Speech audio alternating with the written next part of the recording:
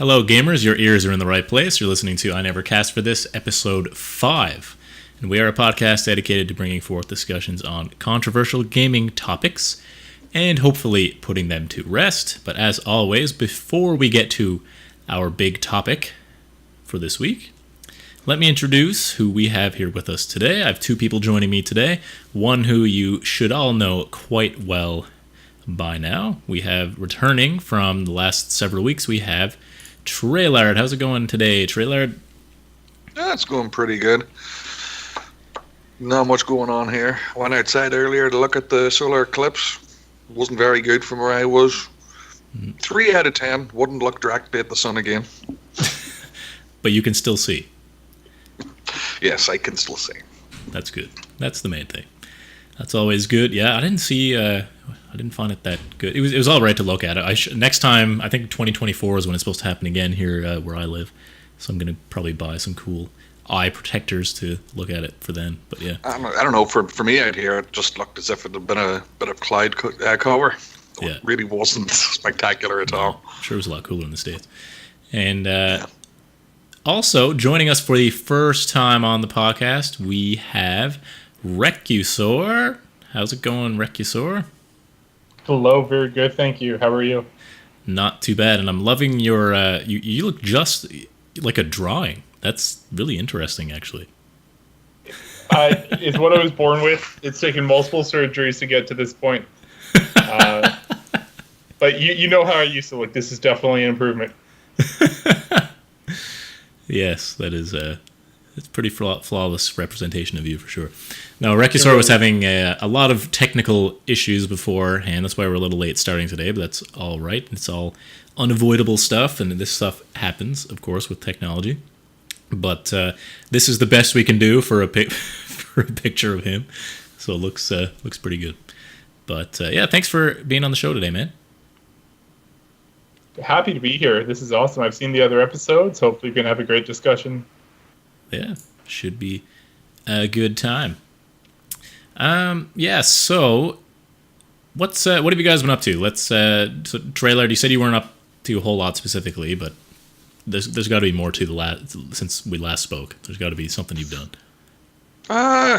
Not really. Playing video games, looking after the dog. Although she's getting better at not being a total witch most of the time. But as far as games go, I have played a bunch of Secret World Legends. I played a bit of Path of Exiles again because the expansion did drop on last Friday, I think it was. So I've sort of been trudging through that a bit. And actually over the weekend, I'll start it up Mankind Divided again for no other reason than, well, I was just in the mood for it. Yeah, no, that game is a game that's definitely on my list to buy. It's one I loved the first game. Well, the first reboot game, the Deus Ex Human Revolution. That game was amazing. So I've heard pretty good things about Mankind Divided, besides a couple microtransactions and stuff like that. But it'll look amazing on your brand new video card because you now get the same one I have.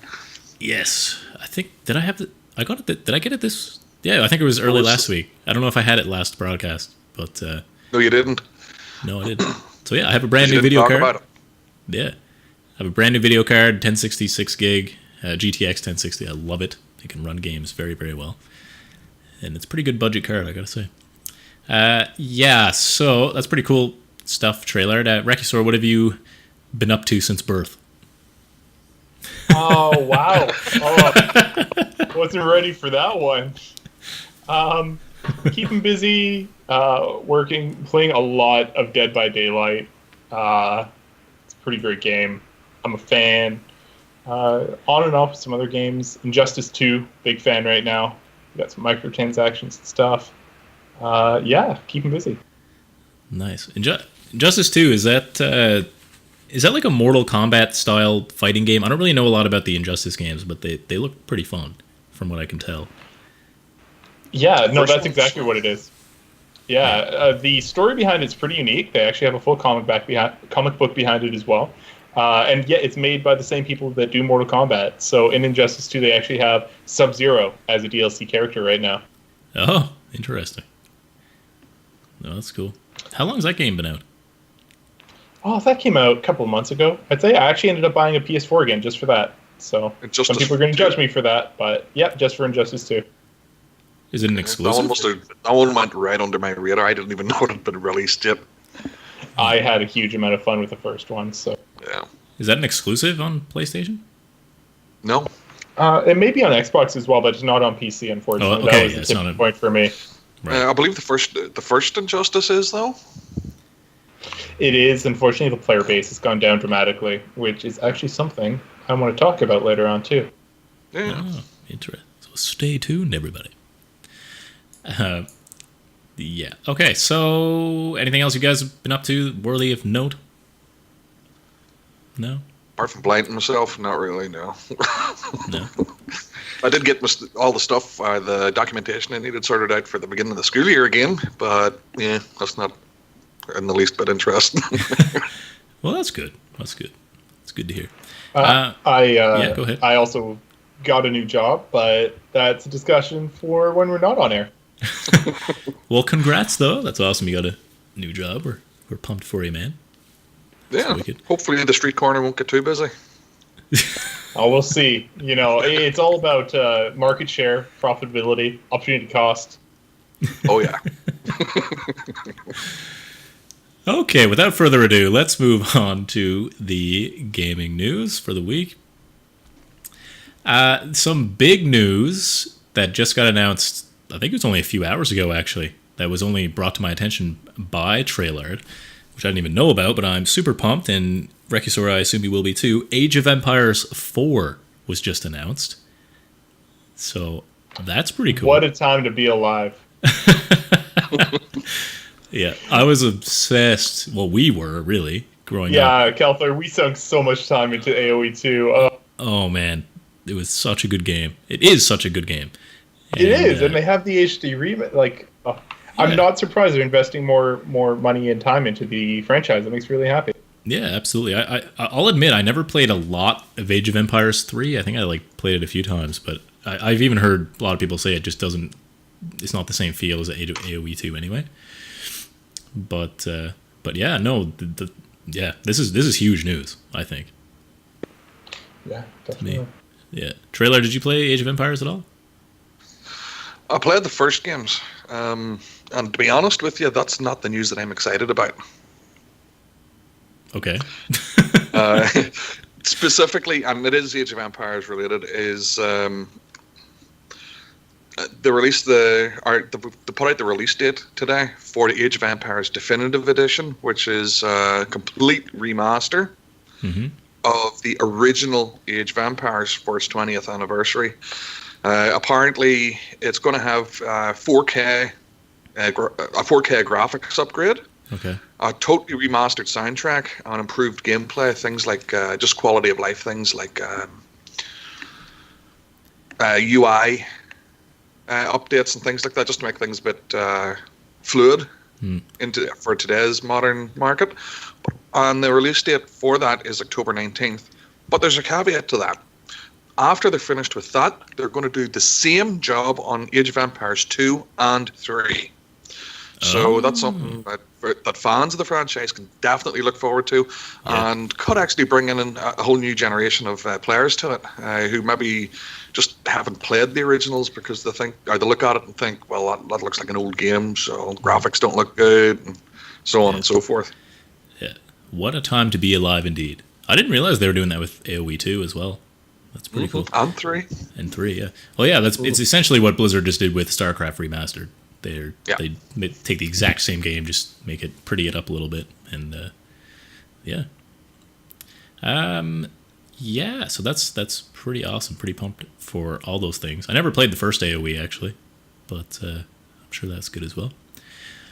Other news as well. There's something going on with the Valve Steam keys. So, Trailer, did you want to discuss that a little bit? Yeah. Basically, what Valve has done is they're going to reduce, or they're looking towards reducing the output of game keys that they're providing to developers. Because the way it works is Valve will create free keys to give to the developers for the developers to do with whatever they wish. Now, the developers can put it onto other stores, or they can add it to bundles.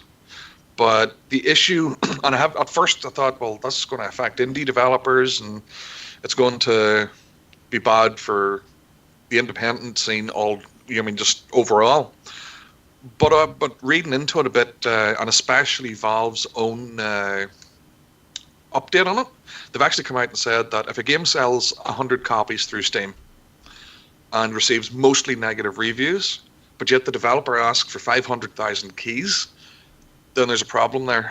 It's not good business for Valve overall, just simply because they're providing the platform and they're providing the means to download the game. But once the keys go off-site, Valve doesn't get a penny from it, so they're maintaining an overhead for downloading these games that really aren't making the money for Valve whatsoever. So from a business standpoint, it makes sense.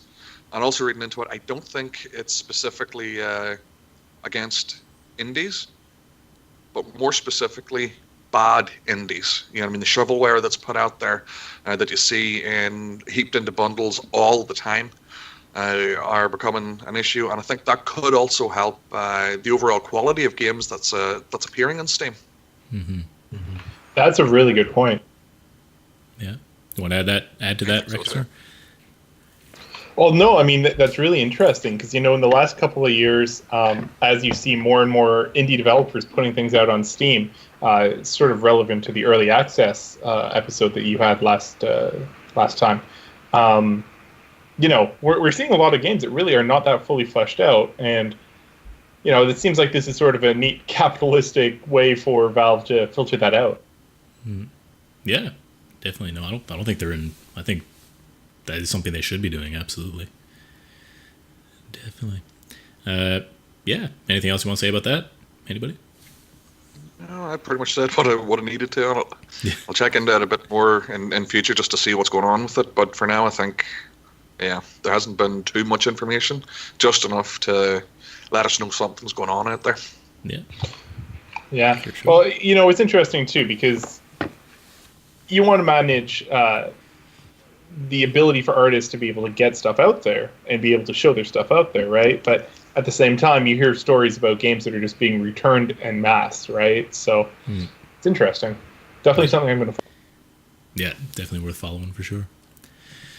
Another update, I guess, from last week. We were discussing that on Steam, Destiny, the first Destiny, actually had a presence on there in that people could purchase silver, which is the currency in the game.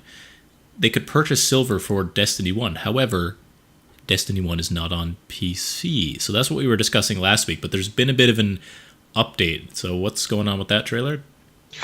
Well, just basically someone questioned the community, somebody asked Bungie what the deal was with that, and one of their community managers came out and said that it happened in error, which is a pretty big error, considering the game isn't even released yet. But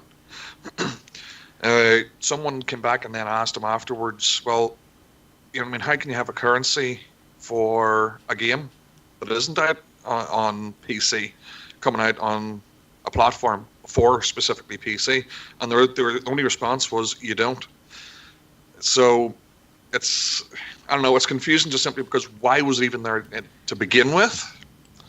Are they making a move to release Destiny on PC eventually? But even if they do, Destiny 2 is going to be handled by Blizzard.net. Yeah. Or sorry, what is it called now? Blizzard. Blizzard Battle. I think it's Blizzard Battle.net. Yeah. Yeah, that's the one. But so it's a wee bit confusing as to how this could happen, and the way that people could physically buy these through the store. As we know, anybody who did buy them, their money was refunded. But I don't know, it's just a really confusing thing that, why did it appear in Steam in the first place? And why would people buy it anyway? That's what I don't get. Just to see if they could. I'm being literally serious. Anything that I've seen from people, being asked, why would you buy this if the game itself doesn't exist? Yeah. Just to see if they could. And it was only like one silver was worth 1 cent. Oh, okay. Did you hear anything about that, Recusor? That's interesting. Something like that came up somewhat recently as well. I don't remember the game exactly, but it was a game that was released, and they were offering DLC right off the bat. I think it was an EA game. Maybe that's just me being unfairly generalizing of EA. But they quickly removed it and said, oh, no, sorry, that was a mistake. But, if you think about it, and the amount of time and effort it takes to do e-transaction like that between multiple systems like Valve and PSN and wherever else it might be, it's like that seems like a heck of a mistake that maybe they took out once the market reacted, perhaps. Yeah. Yeah, it could be for sure. Yeah. Any other nothing else to say about that, I guess. No. Yeah. So, last bit of news I have, I don't know if you guys have anything else you wanted to share, but the Xbox One X pre-orders were essentially announced today or yesterday. I can't remember specifically when, but either way, many of the pre-orders are, as expected, sold out. Now, a few haven't gone live yet. I don't think Best Buy has gone live, and there's a few other places that are less known that haven't gone live yet either. But I know GameStop is completely sold out for those that are interested in getting Xbox One X's. Originally, I was considering it, but I don't think I can pay that kind of money, especially Canadian prices for an Xbox One X. But Trelard, you're not planning to get one either, eh? No, my Xbox One, the original Xbox One, is working perfectly for me, so there's really no excuse for me to upgrade just yet. It's going to be, I don't know, maybe a full year down the line before I even consider it, because it is quite an investment. Plus, I've got this year's school fees and all coming up, so no, I don't see myself getting it on this side of this year. No. And Recusor, you have a PS4. Are you planning to get a PS4 Pro or anything, or maybe an Xbox One X? Or we'll see. It really depends on the exclusives. As loath as I am to say it, the exclusives can really make or break it for me. So knowing now that Destiny 2 is going to be released on PC, I've invested enough money into my PC that, if I have the option, I'm going to play the games on here. So at this stage, it's hard to say. Have you guys heard of any exclusives that have been announced just yet? There was... Honestly, I don't think so. I don't think there was anything major that I was... well, the thing with Xbox is a lot of the exclusives are going to be on PC anyway, through the Windows 10 store, right? So... because of the Play Anywhere. Yeah, exactly. So there's not really... I don't think there's anything specifically anyway. Have you guys heard anything about the Xbox versus PlayStation market share at this point? I'm not sure, but I've sort of heard that it's starting to tip more in one direction. I'll let you guys sort of guess if you haven't heard this, based on what I've heard recently. I would assume that you're talking about Xbox, and it would likely be specifically because of things like the backward compatibility. Makes it better value for money. People are getting more bang for their buck overall this generation compared to what Sony's doing. Their response to backward compatibility is a streaming service, which I'm totally against anyway. Just more because, well, we should be moving away from that and allowing people to download the games to their consoles to play without having to worry about the internet going down. Interesting. So that's super valid, and you would think from a usability feature that would be the case. What about you, Keltharr? Yeah, no, I would say the same thing. I would assume Xbox is doing better. Plus, they got the Game Pass rolling out too, and they got EA Access and all sorts of different features. So I would assume that Xbox is doing better, but I'm assuming by your tone that's not the case. Well, that's exactly it. You got to build tension. You got to try to get the conversation flowing. Well, no, in fact. So it looks like, according to Business Insider, as of early June 2017, PlayStation 4 is just shy then of 60 million consoles sold. Do you guys want to guess what Xbox One is at that point? Did you say 60 million consoles? 60, yes. Holy, wow. Yeah, that sounds like more than Xbox. Yeah. I don't know. Maybe Xbox is like 30, 35? Maybe? Yeah, close. As of January 2017, they were seeing at 26 million. And then they stopped reporting their sales data. So they had to do this through a third-party company to try to track this information down.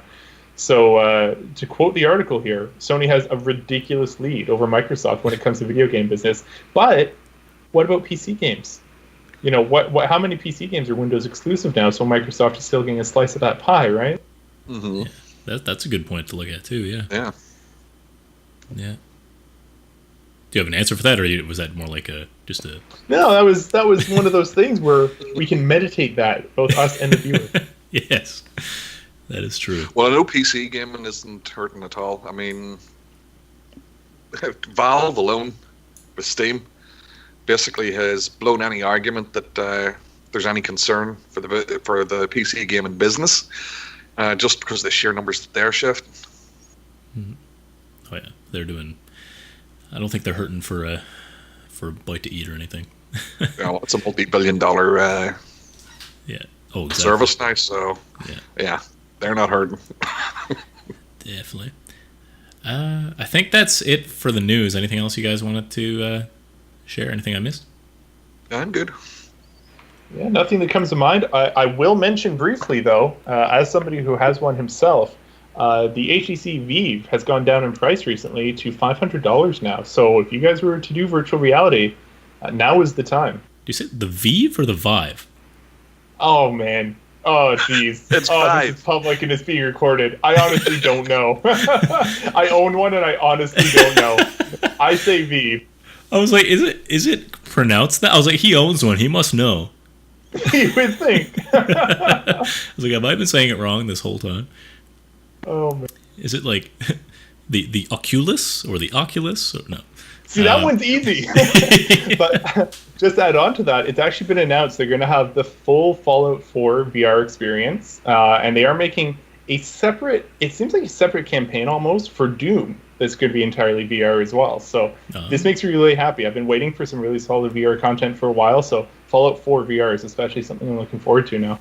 Yeah, that's a game I would definitely like to. I'm planning to play Fallout 4 anyway, but playing it in VR would be awesome. I still have yet to try VR myself. So and I remember we were talking about this before. But you said it's really good. It just needs more content in games, right? Would you agree with that? I would absolutely agree with that. And there are some third-party softwares that work through some wizardry, some coding wizardry. So they can actually take what's being rendered and try to simulate that on whatever device you have. It's partially effective. Actually having content designed for VR is going to count for a lot. And again, this sounds like really quality content, which is exciting. Yeah, no, that's awesome. I can't wait till it becomes mainstream where like everybody has VR. It's going to be awesome.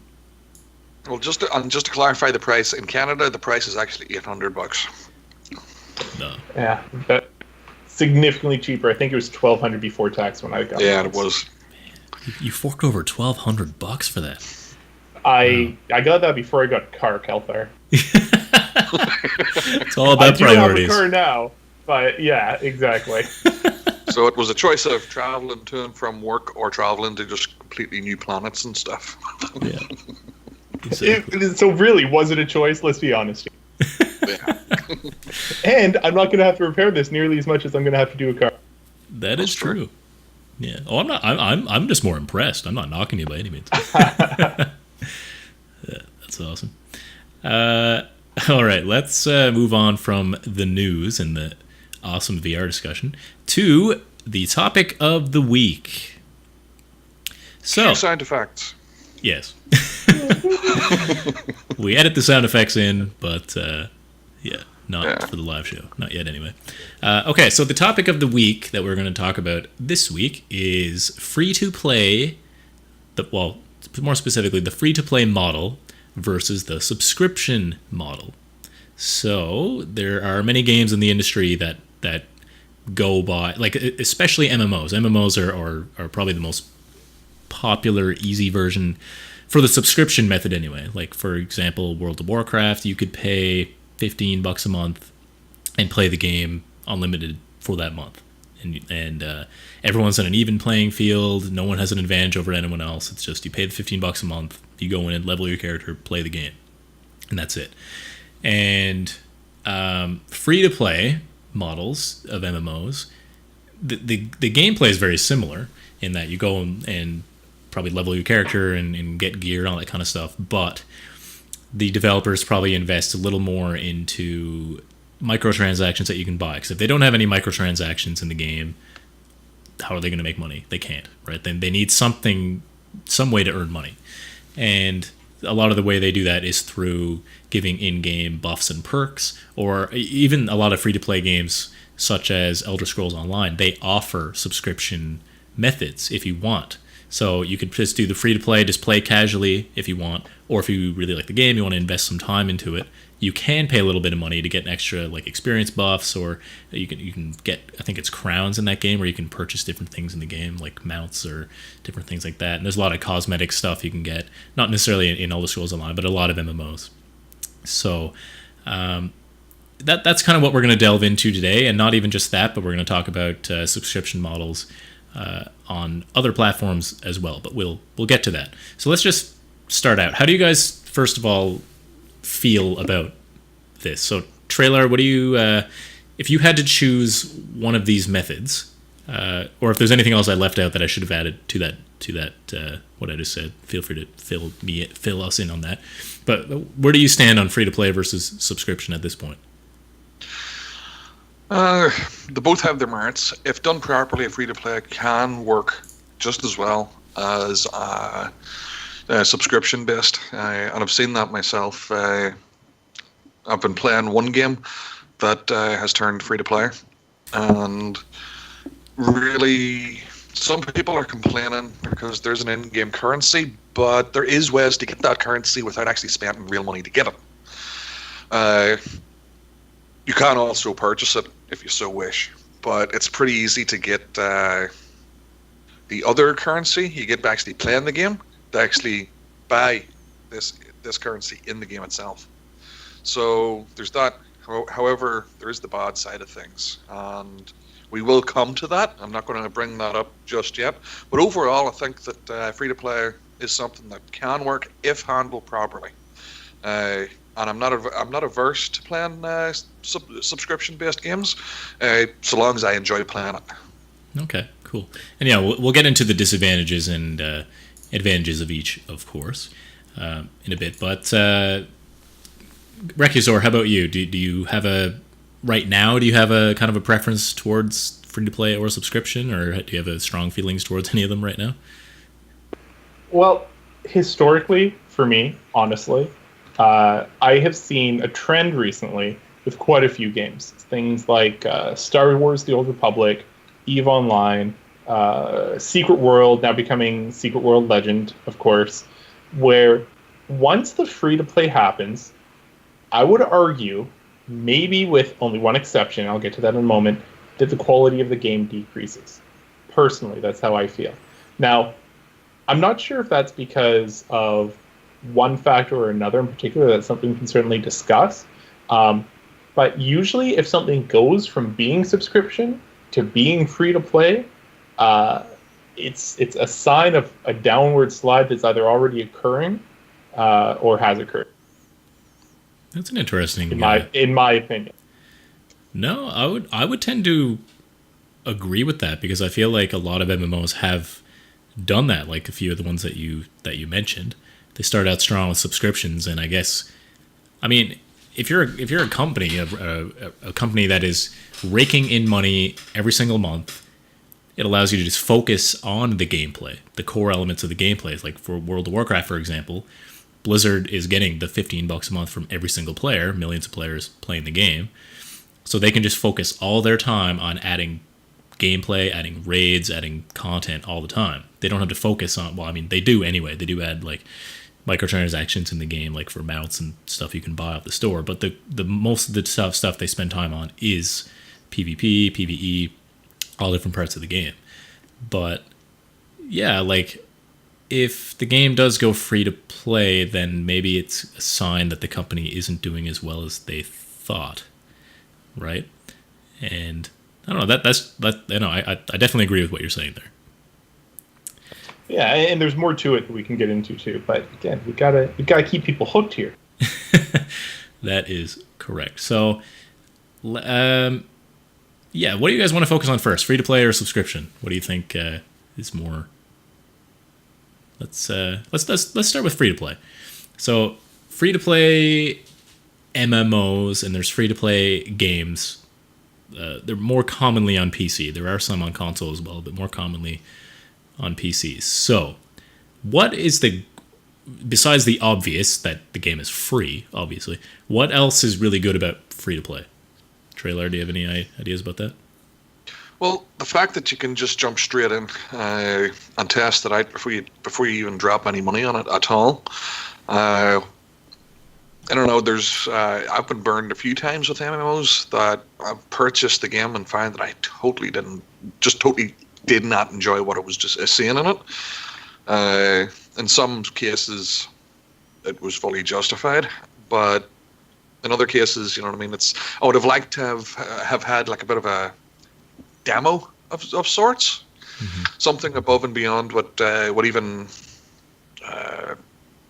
WoW is offering. Like you can go up to like level 10, 20, something like that. 20, yeah. And then, which you really don't get a good feel for a game like that until way later on, because it might seem awesome at first, but that early on, I don't know. For me, it's not a good representation of what the game's like, especially at the end game. Whereas with a free to play, you can just jump straight in. You can see what it looks like, and if you enjoy it, you can actually support the developers by using their in-game store to buy cosmetics or quality of life things. So, I mean, it definitely does have its pluses. The downsides, of course, though, is if they aren't making that much money, then they can't afford to have as many developers. Therefore, content's going to be slightly slower to bring out as well. Mm-hmm. But I don't know. I don't think, so long as the base of developers is there, I don't think overall the quality is going to be that much, worse than a top-notch subscription-based game. Yeah. Okay. And yeah, Recusor, do you have any points to add to that, or anything else you want to add for free to play?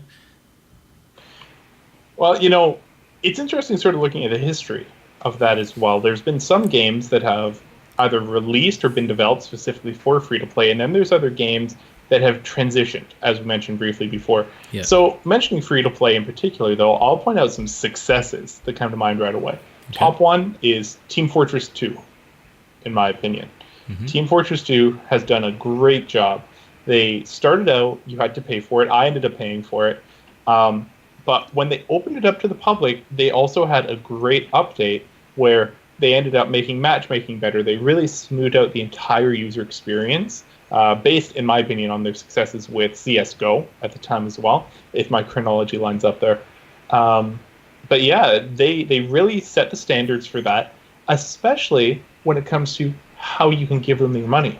When it comes to cosmetics, when it comes to the crate system, where you can still get the things without buying a crate, but if you really want something, you can choose to spend the money to have a better chance of getting it. Okay. I haven't played much Team Fortress 2 myself. Is that similar to the Overwatch style with crates? Is that similar or completely different? To an extent. It's my understanding with Overwatch, the crates are exclusively cosmetic. Whereas in Team Fortress 2, with the items in particular, different items actually let you have different abilities in the game. So you have one item that's a sword that gains power as you get melee kills.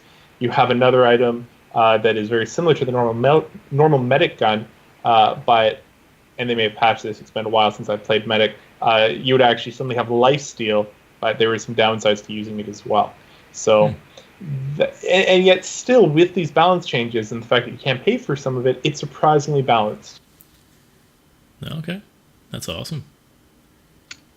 So that sounds pretty cool. Yeah, no, I haven't played much Team Fortress 2. I used to play it like a little bit back in the day, but it was more just at like LAN parties and stuff, so I didn't have a whole lot of experience with it or anything. Yeah, so I have 549 hours because I am totally an adult. So you were well versed in that game for sure. So did you say that game didn't start as free to play? No, it started as the Orange Box Yep. when Portal came out. Yeah.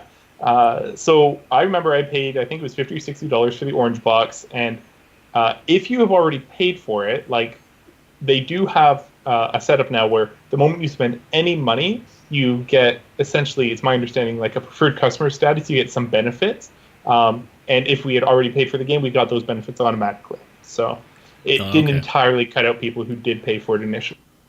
Right. That's good. Nice to give a little bit of bonus to people who already bought it. So let's move on to some bad things to do with free to play. So what is something that, because I know there's a lot of people who will not play. I know Pro Green Knight is in Twitch chat here and he hates free to play games. But what are some reasons why people might not like the free to play model? Any ideas? Well, I think the main reason is three simple words, and those three words are pay to win. Once you start giving the opportunity for people to actually buy their way to the top, then that's where you're going to get issues from the actual player base. Primarily just because, especially for competitive games, where if that model is brought in, then the only way to actually be competitive is to spend money. And some of these people are spending thousands upon thousands of dollars on some of these games for the free to play, pay to win model. So it's definitely something that that's probably the biggest single thing that turns most people against free to play when they hear it, because the assumption is, oh, well, it's probably pay to win. Yeah. Well, I mean, if you look at a game, we've talked about this game a few times, I think, but Hearthstone, Blizzard's Hearthstone, the card game, any real card game on PC, or any card game ever, really, is if you want to get good at the game, the card game, you need to sink a lot of money into it. And yes, it's free to play, and you could unlock a bunch of cards and open booster packs and stuff, but the amount of time it takes to get these packs just from playing the game normally would take hours and hours. Whereas so much easier just to sink $50, get a whole bunch of different cards, and play that way. But yes, it can certainly be frustrating for the pay-to-win aspect as well. Anything that you can think of, Recusor? Yeah, two things. First off, just mentioning Hearthstone. One thing that I did like with Hearthstone is that you can pay to have more single-player content. Optional single-player content. That counts for a lot. When it gets to multiplayer content and competitive multiplayer advantage, that's an entirely different story. There are some games out there where they're behind periodic paywalls. Something like XP, you might need an XP multiplier to really even think about progressing without a huge amount of grind, even if technically you could in the first place. And I have mixed feelings about that. You know, if it's something that they don't advertise going in, where you're not going to be able to finish this game if it's single player without paying money, that is a huge turnoff for me. But for everything else, there's MasterCard. Yeah. But yeah, when companies are deceptive like that, yeah, it's kind of it can be frustrating. But yeah, and yeah, I think that's good that Hearthstone has the single player as well. But how much is that though? Is it like $30 to access like a single player campaign, just a single campaign? No, it's cheaper than that. Yeah, I think it's cheaper than that. I think it might be 15 to 20, if that, Canadian. Okay, but that's not too bad. And plus, you get bonus cards with that too, anyway, right? Yeah. I think you do. Yeah, but again, those bonus cards, if you're using them in the competitive environment, that kind of bends me the wrong way, you know? Yeah. Because then you have to buy that in order to... Yeah, I hear what you're saying. Yeah. And then there's the entire card meta that goes with games like that. It's like, yeah. Yeah. That is true. So that can be frustrating as well. The other thing with free-to-play, I guess... I feel like it can be good for casual players. If you're a casual player, you just want to pick up a game, try it out. I think Trelard, you touched on that earlier. If you just want to try out a game and see how it is, then it's totally good. If you just want to play it casually, maybe a couple hours a week or something like that, then yeah, why sink money into it if you don't have to? Just play for free. And if you want to buy a couple things here and there on the in-game store to support the developer, you can. But overall, it's a good idea to sink some time to it casually, not pay anything. But if you want to play hardcore, it's very, very difficult to get to the top, get very competitive in the game, no matter what the game is. If you want to be good at the game at all, whether it's being a superpowered character or just skill-wise, typically you're going to have to sink a lot of money into it, which is a problem I personally have with a lot of free-to-play games, whereas why I like the subscription model a little better, like in World of Warcraft, where like it's very hard to like, for the most part, everyone is on an even playing field, and if you see someone beat the final mythic Kil'jaeden boss in Tomb of Sargeras, the raid out now, it's not because they paid hundreds of dollars to get there. It's because they're still paying just the regular $15 a month. You know what I mean? So I don't see anything wrong with that. Anything else about free to play that we missed? Not really. I mean, my overall, our connection to them and playing free-to-play games has been mostly positive. I mean, Path of Exile is a brilliant one to use as an example, specifically because for the most part everything's cosmetic, but there's one or two quality of life things which are totally optional. You can totally play the game without them. Just stuff like stash space and things like that. You don't need it. Mm-hmm. But it does help. I played it for long enough that I realized, hey, I didn't pay a penny for this game so far, so I might as well, give some money to the developers and help with the actual development of the game itself, and hope that they actually do come out with more stuff. And they just recently did come out with the expansion, the free expansion, which added 6 new acts, mm-hmm. which the game is now massive. It's I don't know. I'll still say that that's the game that Diablo 3 should have been, but that's just going to cause arguments, so I'll not. Yeah. But no, and I totally agree with you. If a free-to-play game, they have to make money somehow. So adding some quality of life stuff is totally okay in my books. And now, if you're paying a subscription for this game, if World of Warcraft had the same option where you could buy more bank tabs for $5 each or something, I would have a huge issue with that, because you're already paying money to play the game every month. Why I had to pay extra for that, right? So, yeah, no, I totally agree with you in that sense.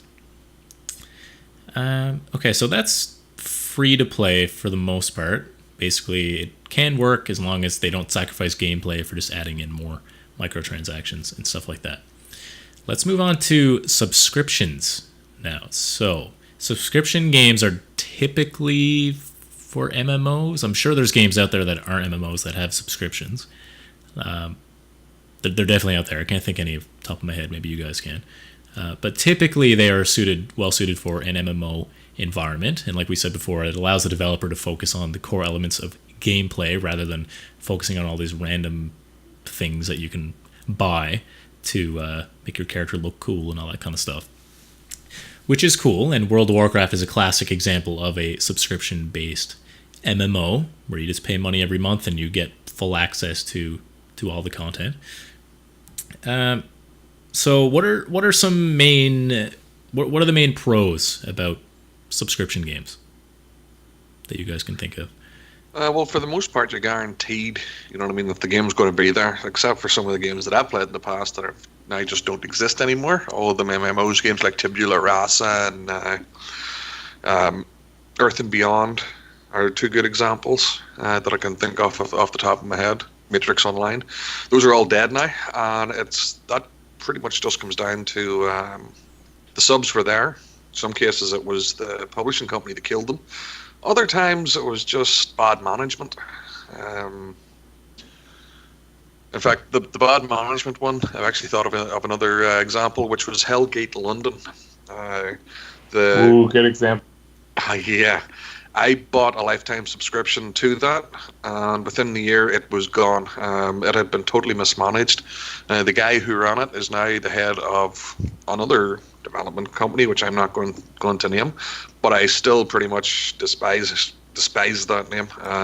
I wasted so much money on that game, and it got little to show for it.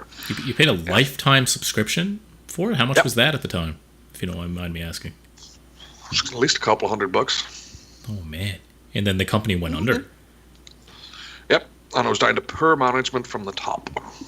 Oh man, That's brutal. I haven't heard of that game, to be honest. Recusor, I know you have. What? Yeah. I mean, they had the art design set up. You know how Destiny focuses sort of on the Diablo 2 loot style system? Mm-hmm. Hellgate London did that first in a way. They actually had... it's been a while, so Trelard, please correct me if I'm wrong, but I'm pretty sure they had procedurally generated locations, enemies in some scenarios. Really, they were just reskinned enemies. Some pretty unique classes as well, character classes. It definitely seemed interesting. There's room for improvement on launch. But, you know, I've been there too. I'm actually so happy as well, Trellar, that you mentioned Matrix Online. I loved that game. But unfortunately, yeah. And it's like they have to have a certain market income in order to make this happen. So, you know, when it dips past a certain limit for subscriptions, they're literally losing money on it. So it's hard to blame them. City of Heroes, City of Villains, all subscription games that were very popular in their day that are dead and gone now, unfortunately. Oh, I forgot about City of Heroes, yeah. And not only that, Hellgate London, most of the dev team, or at least half the dev team, were ex-employee, or ex-Blizzard employees that had actually worked on Diablo 2. Oh. So, because at the time, everybody was saying that this was going to be a spiritual successor to Diablo 2. So when do you say this game was actually released and then it went? Oh, so you were playing? Okay, I didn't know if it was like a concept that people were forking money towards, and then it. No, this was before the whole Kickstarter craze started. This was a full game. This is like early 2000s, was it? Maybe a bit later than that, but yeah, somewhere around there. But yeah, I was really upset about that. Actually, I was more upset about the Matrix Online. But if anybody else out there has played the Matrix Online and enjoyed it, probably the closest thing that I can think of to that would be Secret World Legends, which since it's now free to play, I definitely recommend giving it a go. Okay. Yeah, I know. Recusor, I remember when we were kids, because we go way back. I remember you were playing Matrix Online a lot, and you were showing me sitting down in a cafe talking to some guy at a table or something, pretending you were actually like ordering from the waiter or something like that. I was like, what is this game? yeah, definitely. The discos in that game were amazing. The what were? Sorry? Yeah. The discos. There was nightclubs and stuff in the game. Yeah, they had social locations where you would go. It's the equivalent of, everybody goes to the auction hall and it's like dancing around in World of Warcraft, right? Yeah. But, just mentioning Matrix Online, one thing that really stood out to me, and, developers still do this now and then, but it can be very difficult with the amount of players that we have. But they actually had moderator-driven events going on, where it was driving the story forward. You could actually attend these events. You might be selected to take part in something special, and that seems worth a subscription to me in a heartbeat. The gameplay, honestly, of Matrix Online could have been better, but having that ongoing storyline being driven that you could take part as a player was fantastic. Yeah, that's really cool, actually. Yeah, and that's really what the core of MMOs is, in my opinion, that they are very community-driven, or at least they should be. Because I know World of Warcraft has gotten a lot of criticism in the past few years that it's strayed away from that, causing people just to join groups, the automatic dungeon finder, where people just join groups, don't even chat with each other anymore. So, like, really, it's losing a lot of the MMO experience in that sense, where it feels less like a world and more just like a series of different events that happen that make it seem less seamless like a world. But yeah, there's different MMOs that do have that feel where you feel like you're actually part of the community, and it sounds like Matrix Online was really like that too. Oh yeah, very much so, and the community was great for it as well. So yeah, it's still a sore point though. Whenever I went down, I still have the first was it the Prima game guide for it sitting on my shelf here. Do you? I may have gotten that at one point too. Yeah, that's awesome. That's definitely a keepsake. And actually, sitting right next to it is the game guide that I originally got when Hellgate was released. Well, I need to stop buying game guides. Well, it's good to read on the toilet, right? Yeah, I suppose. That's pretty cool. Yeah. So, what are what are some? I guess we kind of talked about some good things about it, but what are some really bad things that are tied to subscription-based games? Any idea? Well, for me, you're at the behest of the developers. If they promise features that are going to be in the game and you're paying a monthly subscription and those features just aren't coming, then there's really nothing you can do about it. You've already given them your money. All you can do is stop giving it to them. Mm-hmm. But on that same token, everybody else is going to have to do it as well, and that doesn't always happen inexplicably. Even if it's if it's something that you find important, but not everybody else does, then that's going to be a sticking point as well. Whereas at least with free to play, if you haven't given any money, then what have you lost except a bit of time? But with subscription based, well, you paid on a monthly basis, hoping to get these features put into the game, and the devs are being really slow about it. That can be a bit of a, well, for me, that would be a downside, a huge downside. Mm-hmm. Yeah, no, I would agree. And the thing is with subscription games, I always talk about World of Warcraft because that's like the main MMO I've played, but I know during Warlords of Draenor, that was the last expansion that came out. We're currently in Legion, in the last one. It was 18 months, a year and a half of no content, no new content from World of Warcraft, which is ridiculous. So they had the same raid for 18 months. Now, normally they have a new raid every 6 months or less, I believe, like around that time frame. So going triple that amount of time with no new content was terrible. And that's what left that expansion, it left a bad taste at a lot of players' mouths. And the thing with that is that a lot of people canceled their subscriptions at that time. And that's a good way of showing Blizzard that really they're not impressed with what's going on with the game. So that's a good way. Whereas I feel like that is definitely a negative for subscriptions because some people just do keep playing. And then Blizzard's like, well, they're still paying us, so we're just going to whatever. But I find with free-to-play games, they do pump out content a lot more frequently. Like in MOBAs, for example, like League of Legends and Dota 2, they pump out new heroes all the time that entice people to keep playing because they're keeping the game fresh. And they kind of need to keep adding content consistently, or else the game will come stale and people will go away, and then they're not going to get their money. So they need to keep adding more stuff. So it's almost enticing free-to-play models to keep adding consistent content, which I think can work pretty well. Yeah. Recusor, what do you got to add? What do you have to add about subscriptions? Well, you know what? Honestly, one thing really just comes down to cost. So I'm just crunching some numbers right now. Do you know how much Canadian World of Warcraft just subscription is right now? It's not a rhetorical question. It's really close to $20. It's like 19.12 or 13 or something. So I just did the math, and it's $49.99 USD. So $62. And let's just do $19.50. We'll round down times 12. So if you were going to play World of Warcraft for a year, that's $234. Plus 62 just to start playing. So you're dropping $300 on a video game to play it for the span of a year. Like, you know, I'm able to afford that. I know you play Warcraft, so I know you're able to afford it, you know? Yeah. Not everybody is, though, you know? So it's interesting. It's a gateway. It's sort of like a gated community at that point, I would argue. Yeah. Well, I remember when it first came out, I was 14, I think, at the time. And so yeah, the game's been out for a long time, and I remember started shaving last week. But I remember when I was a kid, I had the choice of either. Well, I didn't really have a choice. It was either the two main MMOs at the time were Guild Wars and World of Warcraft.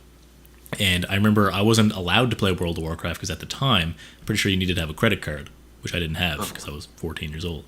So the fact that you had to pay every month, and it just. I'm pretty sure my parents just wouldn't let me do that. So I played Guild Wars, I bought the game once, and then I could just play it, and it was fun. I enjoyed that.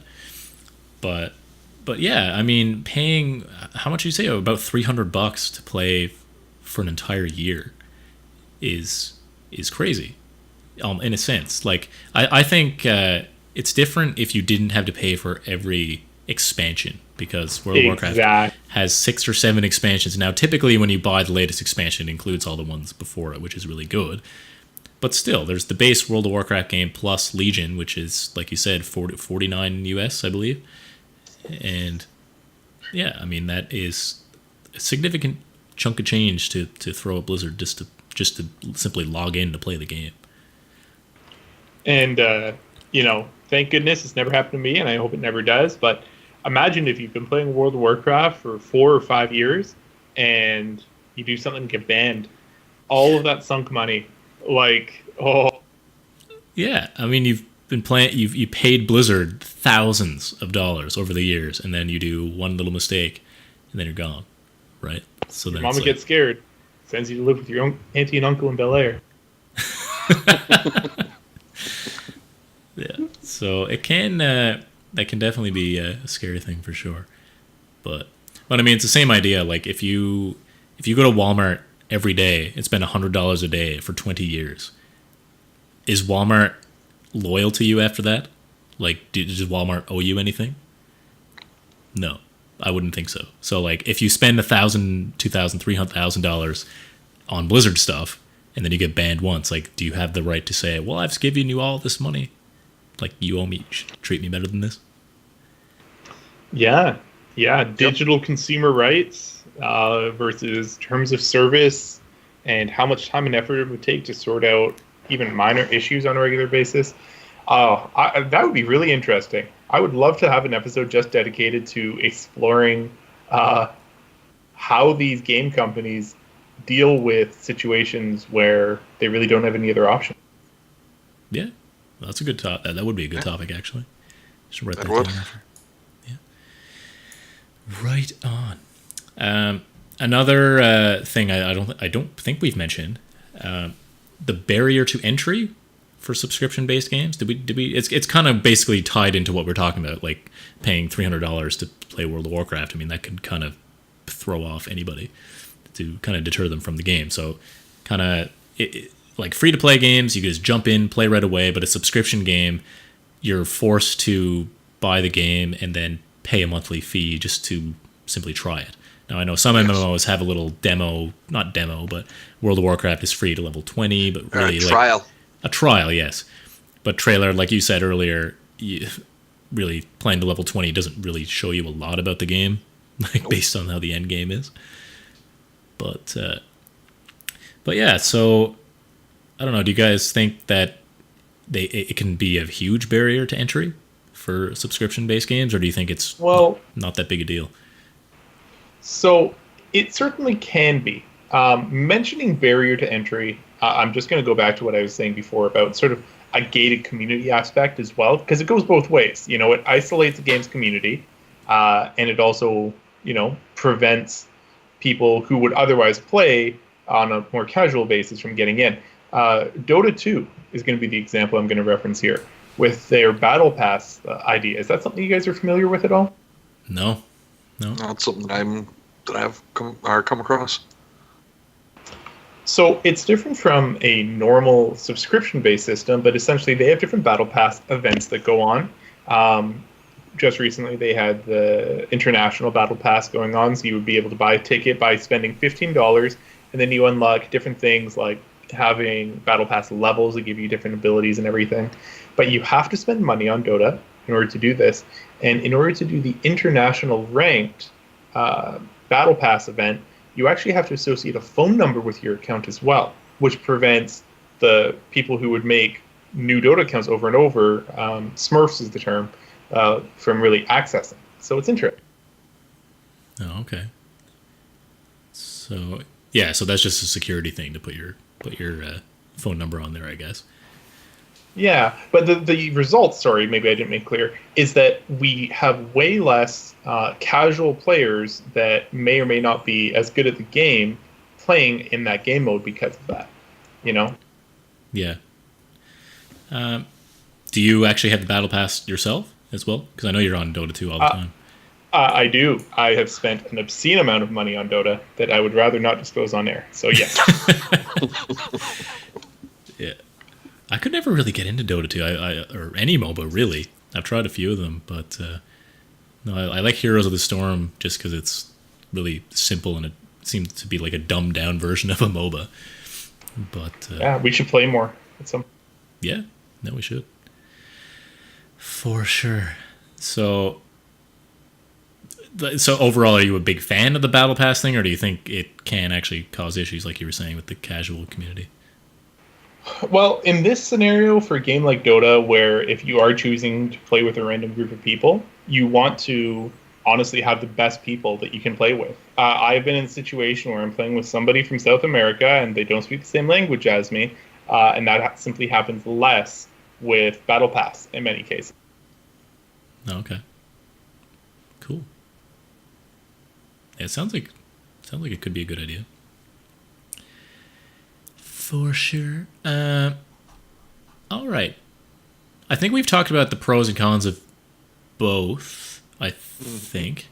There's also one other game I just wanted to bring to mention. There was a free to play game called Warframe, which I think we've all played. Shane or Recusor, have you played that too? I have. It didn't hold my interest very long, unfortunately, but it's interesting. Yeah, but the fact Warframe is just a game where it's basically a shooter game, and you just go out and collect loot and build weapons, and that's the very, very dumbed down version of it. But yeah, so it is. I think that's a really good free to play style game in the sense that you have full access to the whole game, as far as I know, and you can play every mission, every level, unlock everything as normal. It's just pay to kind of skip ahead a little bit, because normally when you make a weapon, it would cost like 12 hours to make or something like that. But if you just want to pay the in-game currency, you can just speed that up a bit. But really, you're not getting any special bonuses or anything. So I think that is a good game that can work too for free to play. Whereas if there was a subscription on that game, then I mean, if that was an option, I think maybe that game would benefit from an option of that, where you could just have a subscription to that game and then have access to all the weapons as soon as you get the materials for them. I don't know. But yeah, so we've talked about World of Warcraft and Path of Exile, different MOBAs, Warframe, Secret World Legends. Let's talk about, this is something that Recusor mentioned before the cast, different subscription-based, I'm not sure what they call these. Let me just say Xbox Live and the PlayStation Network. What do you call these online platforms? Well, what's the they're term for online it? subscription services, right? It's online network services, and sometimes you have a subscription, like for Xbox and PSN, and sometimes you don't, like with PC and Nintendo. Yeah, it's true. So the subscription services for a platform like Xbox, you get to pay, is it $59.99 a year, I think? Or you can pay for the full year or just pay like monthly. And yeah, so in order to play online at all on the console, you need to pay that fee. Now, if you don't pay the fee, you still have access to a lot of online services like, actually, I was going to say Netflix, but I think Netflix is actually only part of Gold now. I could be wrong. But there's basically Xbox Live Silver and Xbox Live Gold, and Gold is what you need to actually play online. But it doesn't just allow you to play online. They also throw in free games. So there's Xbox games with Gold, and you get 2 or 3 free games a month, like full games. Like I got the first Tomb Raider game from 2013, and I've gotten I think Rise, Son of Rome was thrown in there. Like, there's a whole bunch of good quality games that they actually give you. So you're paying the monthly fee to play, but you're also getting a lot of quality content with that. So, and I think PlayStation is similar. Is it PlayStation Now, I believe, throws in a few games? Is that correct, Recusor? Yeah. Or Trelard, yeah? Yeah, I can tell you that from past experience, I let my PlayStation Plus pass expire. PlayStation but Plus, yeah, yes. Yeah, they do the same thing. This generation, the only reason I let it pass or let it expire, simply because the quality of games that they've been giving away free for this generation doesn't compare to what Microsoft's done with their games with Gold. Okay. And yeah, I mean, the games with Gold, I'm very impressed that they do actually throw out some really, really good games. But how do you guys feel about that? Do you think that it should be good enough just to purchase an Xbox and then you should be able to use it to play online? Or do you think Microsoft and Sony are justified in making the user pay to play online? Well, I think it's part of the culture. is the big thing. I mean, nowadays console gamers seem to expect that sort of thing, whereas with us having the hindsight of knowing what way the PC market is, maybe not so much for us. Yeah. What I have trouble reconciling is I don't understand the value. Like, on what level is it difficult for them to simply act as that network connection? You know, if they were producing content and Xbox Live expansions or, unique television shows for the Xbox, that might make sense somehow to me. But maybe they're doing this. Somebody should please let me know if this is the case.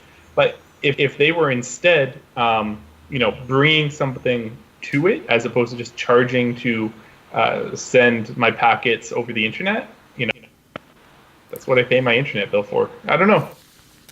Yeah, like with Steam, I'm not sure how the servers work on games from Steam, but like Steam doesn't have their own servers, right? Like it's all based on the game itself, hosting their own servers. Am I right about that?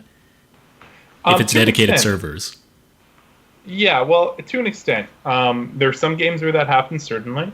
It's my understanding that one of the more common solutions nowadays is to have a separate game server, I believe usually set up by the developer or producer themselves, running the matchmaking, running the servers themselves where Steam is used for the matchmaking process. Yeah. Right. Okay. So, yeah, okay. But on Xbox and PlayStation, do we know who hosts the servers for that? Because I thought it was like Xbox Live servers and PlayStation servers. So if they are actually hosting the servers themselves, then I think it would make a bit more sense to pay the fee. Would you agree with that? I see your point. I do. But, my counter to that would be then why is it so difficult for me to get somebody to join my Bloodborne game? There's still, in my opinion, so many issues with latency. If I'm paying for an iron solid connection that is going to guarantee me no interruptions, that's one thing. But, I don't think that happens sometimes. There's still a significant amount of lag issue, which is, reasonable considering what they have to put up with. I don't know if the price matches. Right. So you think, is it the fact that you have to pay at all to do it, or is it just that it's way too pricey in general? What do you think? It's almost like extortion, though, I would say, in a way, because you have no other option to play multiplayer on these things. That's a strong word. Calm down there, Recusor. But that's like saying, hey, here's this awesome exclusive game. You have to spend $450 to get the console for it, another $60 for the video game. Oh, and now in order to ever play this online, you have to pay me, let's say, $12 a month or $60 a year, as you said. It's it rubs me the wrong way, Keltharr. Yeah, and really, that's essentially like paying for an MMO, in a sense, right? Because a lot of people that play MMOs just play that MMO. Like, if they pay for World of Warcraft, they're only going to play World of Warcraft or Secret World Legends or Elder Scrolls Online. That's it. So they're paying that monthly fee, and they don't have Xbox Live. But for console gamers who are, well, really console gamers, paying for Xbox Live or the PlayStation Now or whatever it's called, they're arguably paying a lot more than someone who plays an MMO. Would you agree with that? Because if they're buying a game once a month, even, that's like $60 a month plus the $10-15 a month for the online service. So that adds up. Yeah, it definitely does. And you know what? Hip Hop Bling Jesus just mentioned in the comments there too. Back in the 2000s, Xbox Live and their party and voice system, it really was pretty stand up compared to all the effort you had to go through to set up Ventrilo and everything back then. But the ease of use of software nowadays, even just us setting up voice today, among the other providers that are out there, there's so many VoIPs that are available now. That's a really good point. So, the relative value has probably diminished. Yeah, that's true. And that's a really good point, Hip Hop. I remember Xbox back in the day, the fact that you could chat with people playing Halo 2 on live, that was awesome back in the day. You couldn't do that in an easy way back then, far as I could tell. I don't know. Maybe I'm aging myself a bit, and I just can't think that far back. But yeah, it's true. I mean, now, well, even Xbox has Skype built into it now, which is kind of cool. So you could do Skype and chat with people on a computer anyway. So yeah. While we are on the topic, though, I think I did mention, yes, I agree with your previous point that in most cases, if you're not getting some additional content out of it, people who are playing on these subscription internet services are definitely paying more. But just going back to PlayStation Now, where they are actually providing you with content that you get to keep, they are giving you a trickle of value there. That is definitely something worth noting as well.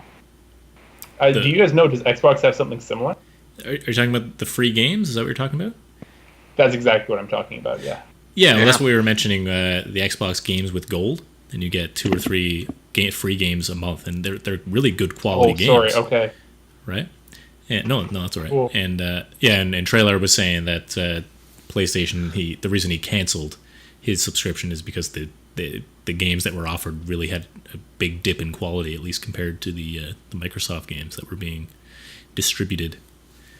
So. Yeah, I definitely agree with that statement. They're tiny games, It's definitely not AAA value coming out of PSN, in my opinion. Yeah, and and like I said, Tomb Raider is one of my favorite games in the past few years, and they gave the definitive edition of that for free for Xbox. I mean, that's insane to me, but I took that. Yeah, it was awesome. And yeah, so comparing those services with Nintendo, and like Nintendo has their own online services which have really come under fire. I mean, because they're just comparatively to Xbox Live and PlayStation. I mean, in order to play with a friend, you need to add like a friend code, and I don't even think there's any online chat capabilities because the Nintendo doesn't want to upset any, I don't know, parents and kids because they are really a family-friendly company in a sense for the most part. So I know they've come under a lot of criticism for that, but I mean, I guess I can't really blame them if you have a bunch of kids playing Splatoon and then you hear a bunch of cursing and swearing coming out their way. So you're absolutely right. Mentioning that as well, though, really quickly, it looks like Nintendo is in fact, as of 2018, implementing a $20 a year online service. So that's significantly cheaper, but they are giving into the dark side. It looks like. I didn't know that, actually. Or maybe I did hear that. No, I remember they were... Yes, no, I did hear that, because the Switch, it was free for the first while on the Switch, and then they were going to add a paid one, right? Exactly. But, are they actually adding voice chat and everything to it? No idea. That's a great question. Mentioning Splatoon as well, did you guys hear about the... never mind. This isn't the time to play. Okay, you can tell me about that after. Yeah. And on Steam, there's imagine buying a game and then having to pay to just use online features for it. I just can't imagine that on PC at all, personally. So I don't know if there's anything else that you guys want to add to the overall discussion. I guess we'll just say, so Trelard, do you like free to play or do you like subscription? If you had to choose one for a game, what would you do? What would you pick? Right at this moment in time, I'm going to go free to play just because that's where I'm at right now. Would I be open to subscription-based games in the future? Definitely, but as of right now, free to play all the way. Cool. Recusor? I honestly think if there was something new and exciting that came out that was subscription, I would say subscription, at least for a period of time. At the moment, though, I would do free to play. Nothing has grabbed my attention that would last beyond multiple months that I would be willing to pay an extra monthly fee for. Yeah. And that's a good point for free to play too. Like if you want to play a game here and there and then come back in a couple months, then it's a good way to do that. But for me, like I like the subscription-based model, kind of like what you guys were saying. I like subbing to a game if I know I have a ton of time that I want to invest in it and I know the game has a ton to offer.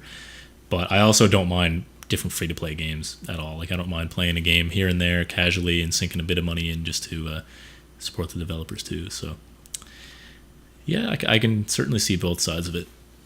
For sure.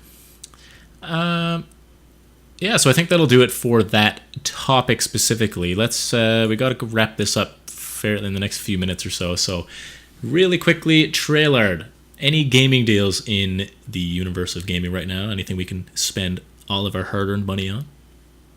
There is. I don't know. That's been pretty quiet as far as the deals that I could come up with. But Steam has a Rockstar sale going on right now. GTA 5 has 50% off, so it's now currently $35. As far as I know, this sale's going to go on all week.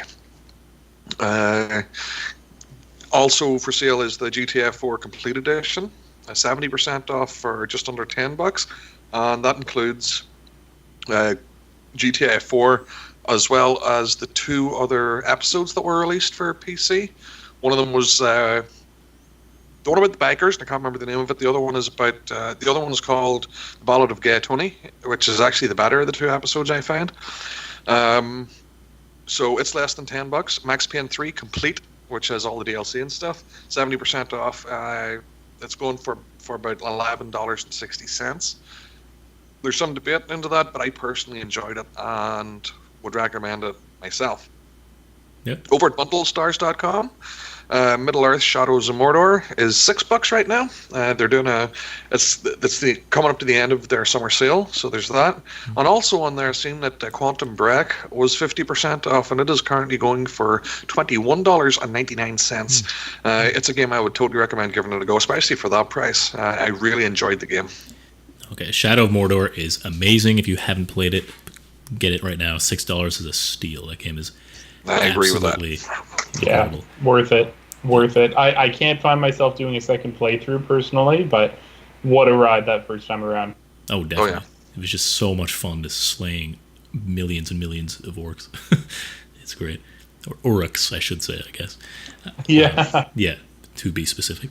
And Quantum Break is a game I definitely want to try as well, because I love Remedy. I loved Alan Wake, so that's a game I definitely want to give it a shot as well. So I might pick that up for $21. Any deals that you know of, Recusor, that you saw? I am a big fan of the Humble Bundle as of recently. They usually have some pretty good deals going on there. Just a daily reminder, check out Humble Bundle when you have a chance. They have usually really good deals for good causes and goes to charity. They have a couple of really good deals going on there right now, including Binding of Isaac Afterbirth. I think that is DLC of some kind for 50% off. Rogue Legacy, 85% off, $2.24. I played a couple of hours of that. Definitely worth the time and money for that. Destiny 2 apparently is on there now. Just check it out. Lots of good deals going on there too. Yeah, cool. We'll have to do that. Before I do the whole social media spiel and all that stuff, is there any way that that viewers can connect with you guys? There might not be. Trelard, I don't think there's any way. I told you I don't have friends, so what do I need a social network for? Man, I'm surprised people just haven't been reaching out to you left, right, and center, or just trying to friend you and knock down your door or whatever. That's all good. Yes, if you want to reach Trelard, you can reach us through email, which I will share in a second. Recusor, you don't have Twitter or anything like that, do you? No, I'm not cool. I might be cool one day, but I'm not cool right now. So yeah, same deal. If anybody has any messages for me, you can definitely send them to Keltharr and he'll get them over to me, I guess, if you like me. Cool. Well, you heard Trelard and Recusor. If you want to connect with them specifically, just fire an email to us at inevercastforthis@gmail.com. You can also follow us on Twitter at inevercast4, number 4, this. And we're on Facebook, facebook.com/inevercastforthis. We're also here on Twitch live every Monday night, starting around 8:30 p.m. Eastern Time. We were a little later than that today, but that's all good from technical issues. And if you want to listen to us on podcast format, which I'm assuming 99% of you are doing right now, we are found on inevercastforthis.libsyn, libsyn.com. We're also on Apple Podcasts, we're on Google Play, we're on Stitcher, and we're on Castbox. And if you like our podcast, please leave us a nice 5-star review. If you absolutely hate the podcast, leave a 1-star review. and tell us how we can improve. Don't just say we're terrible and to give up. Let us know how we can improve. If we would really appreciate that. Other than that, constructive feedback. Yes, that's the word. That's the phrase I'm looking for. We'd appreciate that. And so yeah, I think that'll do it for us. Recusor, thank you so much for joining us for the first time today. My really absolute pleasure. You. This was a blast. If you want me back, you just let me know, Keltharr. Oh, we'd love to have you back for sure. I'll have you on speed dial for sure. Awesome. Yeah. And Trelard, as always, thank you so much for coming back and helping me co-host this thing. Yeah, it wasn't like I've got anything better today. Well, we'll see if you'll be back next week. You love me, really. Yeah. Anyways, that will do it for us. Thank you again so much for everybody tuning in. Twitch chat, thanks for keeping the conversation going on here. We really appreciate that. And we will see you all next week. Have a great week, everybody. Say goodbye, everyone. Cue outro music. Goodbye. Peace out.